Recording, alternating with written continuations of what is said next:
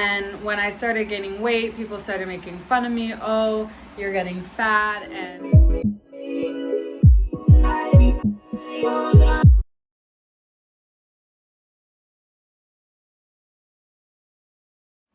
what's up, guys? Welcome back to another video of Paula's journey. In today's video, I'm going to be talking about part 2 of how I found out that I had PCOS, polycystic ovarian syndrome, for the long term of it. I got my hair done, guys. I'm so excited. My hair is long.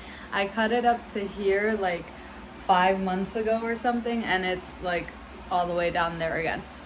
But yes, so pretty much I was living in DR at the time, and I'm just gonna be really honest. Dominicans are not very, I wouldn't say that they're not welcoming, at least in the sense of school. So I went to a private school when I was living over there because, well, number one, I didn't know Spanish. I understood Spanish fluently, no issue. I just didn't know how to speak it. So when I moved over there, I literally had to learn how to read, write, and speak at the same time. And obviously it's difficult going to a school. I was 13 years old. I'm trying to, get into the, I guess, flow of things of now being over there and living. And then having this new diagnosis, it was kind of just overwhelming for me because it's like I'm trying to keep up with the day-to-day life. I'm trying to learn how to do all of these things, and I'm also trying to take care of my health and make sure that I am doing good on that end as well. So I've always been, for those of you who know me personally, but for those of you who do not, I have always been a very petite girl. I never really had an issue in that area until I started birth control. So then when I started birth control, I started to gain weight. And although I was dealing with my depression of knowing that I had PCOS, I was also dealing with the fact that my body was changing. It was no longer the body that I was accustomed to, the body that I pretty much for 13 years was that was my body. It didn't change. So it was hard. It was hard balancing all of that. And when I started gaining weight, I wasn't understanding why. And so that's why I told you in the last video, if I'm not mistaken, I've been to so many OBGYNs throughout my 24 years of living that it's ridiculous at this point. Like, it's crazy how many times I've been to different OBGYN doctors. But when I started gaining weight, obviously my school, or I guess you could say my classmates and the people in the school started noticing. And I was already struggling being the American in the school, and they would call me La Americana. Like, my name to them wasn't Paula. It was, oh, esa la Americana. I don't know. That's how they called me. So I was already struggling with school, and I was already being bullied because I was American and I didn't fit in and yada yada yada. So I was very alone in school at the beginning. And when I started gaining weight, people started making fun of me. Oh, you're getting fat. And I hate that word, but we're gonna use it for the purpose of the video. Or, oh, you're gaining weight and stuff like that. And when they would tell me that, it would only make it worse, and I wasn't understanding. So when I went to the doctors again, they said that it could be the birth control, that sometimes birth control, for each person it's different. Sometimes a person will stay the same. Sometimes a person's mood swings will get worse. Sometimes people will gain weight. It really just depends on how your body reacts to it. So they switched my birth control numerous times, and it just wasn't going well. So being now in school, learning all of that, and then also being bullied and being told I'm fat and being asked every 5 seconds of the day, are you pregnant? Even though you clearly see me every day, so you clearly know that I'm not. I don't think if I told you yesterday that I'm not pregnant, today anything changed. Like, I think it still will be the same answer, but that just was not the case. And I've learned that people are very cruel, and they are very quick to talk without knowing what's going on in your life. So when I grew up a little bit more, I started being very to myself. And I never really noticed that, but I notice it now that I was very to myself.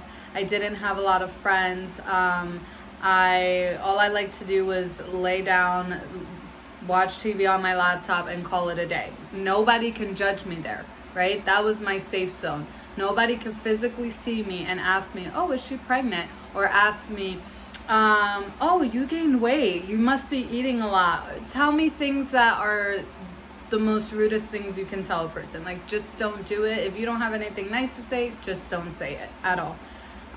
When I turned 19, so now we're fast forwarding. This was literally all throughout my middle school years and my high school years. I had to constantly, I didn't have to, but I felt like I had to constantly explain myself to people. There would be times where I wouldn't be able to go to school. There would be times where I would be in school and wouldn't be able to get out of my desk. And I feel like I had to explain myself each and every time. And it becomes frustrating. It becomes frustrating after a while. And so fast forwarding, now I'm almost graduating from high school, and situation's still the same. I still had a belly like if I was pregnant. So then when I finally graduated high school, I decided to stop birth control. So at this point I was 19, and at this point I had a GYN for me, and he was male, and I loved him. He was amazing. He treated me very kind, and he always made sure to make me feel comfortable, and I could always ask him any questions. But I pretty much decided with him that I wasn't going to do birth control anymore. He was kind of like hesitant, but I officially was like, no, I'm done. Like, I don't want to be on birth control. Like, this is ruining my life.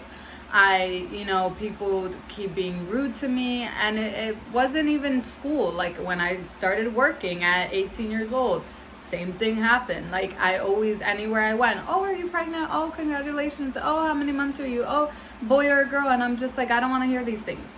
Like, I already know that I'm going to have difficulty trying to get pregnant, and just hearing these things constantly from either the same exact people that I've already told my story, or new people. It's just like, I don't want to do this. So, whatever, that happened. I told him I didn't want to do birth control anymore, and I stopped it. I legitimately stopped it, and I was like, I'm not doing it.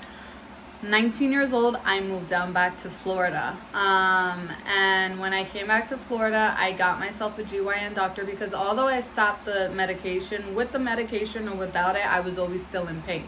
So I got myself a GYN doctor here automatically, and then we went from there. Then the GYN again told me, let's put you on birth control. And I was like, no, I don't want to do it. I was very stubborn. I was like, no, I don't think I'm gonna do it. Like, I'm good. And that is literally my story. My story is that I struggled a lot through my teenage years when I was diagnosed. That is why I'm so sensitive when it comes to my conditions, because it's like, I don't want to have to explain myself each and every day to somebody new. And I know that I don't have to, but it's almost like I feel obligated, because if not, they're going to continue to ask, right? If they don't ask me, they're going to ask somebody else, point blank. So that is my story. I was with birth control pretty much since the age of 13 all the way to 19. And then I stopped birth control. That is my story on how I found out I had PCOS. And I currently 24 years old, still continuing to battle this condition or disease, however you want to look at it or see it. And I take it one day at a time now. I don't use birth control, it just doesn't work for me. And I want to do anything that I can do naturally on my end to make things feel a little bit better. So that's currently where I'm at. Again, I thank you guys so much for being here with me, and I thank you guys for loving and supporting me. You guys mean the absolute world to me, and I will see you guys for next week's video. Remember to like, comment, and subscribe. So yeah, I will see you guys in my next week's video. Again, thank you so much for everything, and you guys are amazing. Don't you ever forget that. Bye, guys.